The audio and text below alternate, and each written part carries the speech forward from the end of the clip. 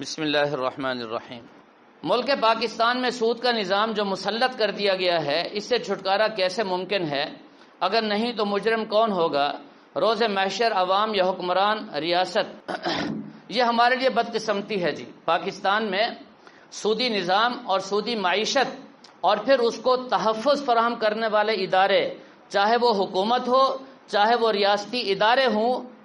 یہ ایسے لوگ ہیں کہ اللہ کی پکڑ سے اور اللہ کے عذاب سے نہیں بچ سکیں گے۔ قرآن پاک میں نص قطعی واضح طور پر دو ٹوک انداز میں بیان کر دیا گیا، فرمایا کہ جو شخص بھی سود کا لین دین کرے گا فَأْذَنُوا بِحَرْبٍ مِّنَ اللَّهِ وَرَسُولِهِ، اللہ اور اللہ کے رسول کا اس کے خلاف اعلان جنگ ہے، اور جس کے خلاف اللہ اور اللہ کے رسول اعلان جنگ فرما دیں وہ بچ سکتا ہے جی۔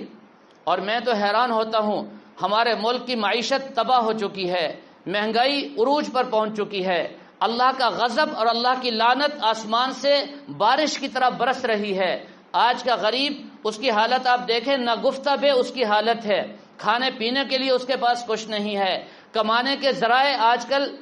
مسدود ہو چکے ہیں، ختم ہو چکے ہیں، اور کاروبار کی جو حالت ہے آپ ان تاجر حضرات سے پوچھ لیجئے کیا نوعیت ہے۔ چاہیے تو یہ تھا کہ اجتماعی طور پر توبہ کی جاتی، اجتماعی طور پر سود سے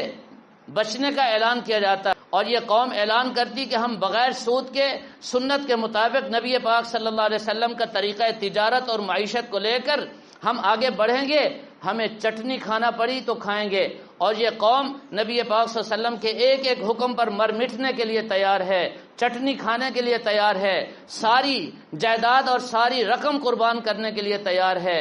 لیکن بدقسمتی سے عوام تو چاہتی ہے یہ حکمران اور یہ ریاستی ادارے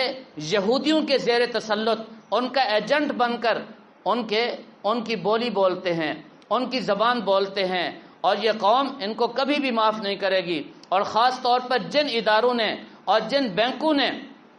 سود کی حمایت میں وہاں رٹ دائر کی ہے سپریم کورٹ میں، ہمارے اکابر کا یہ فیصلہ ہے، اور میں بھی اعلان کرتا ہوں تمام مسلمانوں کو چاہیے ان کا سوشل بائیکاٹ کریں اور ان کو خالی کر دیں، تاکہ ان کو پتہ چلے کہ یہ ملک سود خور عیاش حکمرانوں کا نہیں ہے، یہودیوں کا نہیں، یہ تو مسلمانوں کا ملک ہے، یہاں ہم سود نہ برداشت کر سکتے ہیں اور نہ چاہتے ہیں۔ کم از کم یہ ضرور ہونا چاہیے۔ اللہ تعالی ہمیں عمل کرنے کی توفیق عطا فرمائے۔